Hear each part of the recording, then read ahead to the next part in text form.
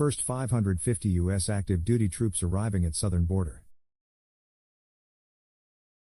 Washington. About 550 U.S. active duty troops have begun arriving along the U.S.-Mexico border in the first group of military support ahead of an expected increase of migrants, U.S. defense officials said Tuesday.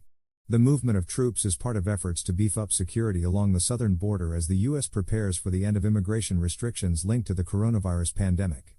Those restrictions are set to expire Thursday, leading to concerns about whether that will result in an increase in migrants trying to enter the U.S. starting Friday.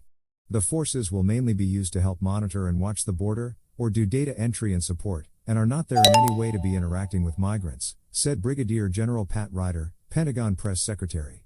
The goal is to free up U.S. Customs and Border Protection personnel to do law enforcement activities. They needed assistance performing some of those back shop type requirements so that they can focus on the law enforcement aspect of this, Ryder said. At least some of the active duty troops will be used near El Paso, Texas, he said, while adding that CBP will decide where forces will go. More than 900 additional soldiers, Marines and airmen will follow around the end of May. The initial plan calls for a temporary 90-day deployment of the active duty forces, because they can be moved much more quickly to the border than National Guard or Reserve troops. U.S. and international law give migrants the right to seek asylum. However, the U.S. has used Title 42 of a public health law to expel migrants with no chance at asylum 2.8 million times since March 2020 on the grounds of preventing the spread of COVID-19. The Biden administration has said that it is ready to deal with whatever happens after Title 42's use ends, although it has also repeatedly criticized Congress for not making changes to the country's immigration system. We believe we have a robust process to deal with what is going to occur after Title 42 lifts.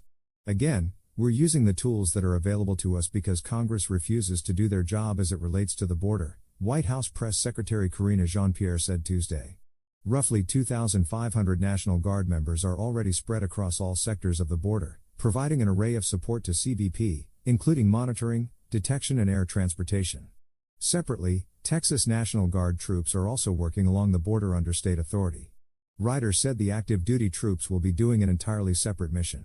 Even with the COVID-19 asylum restrictions still in place, the administration has seen record numbers of people crossing the border.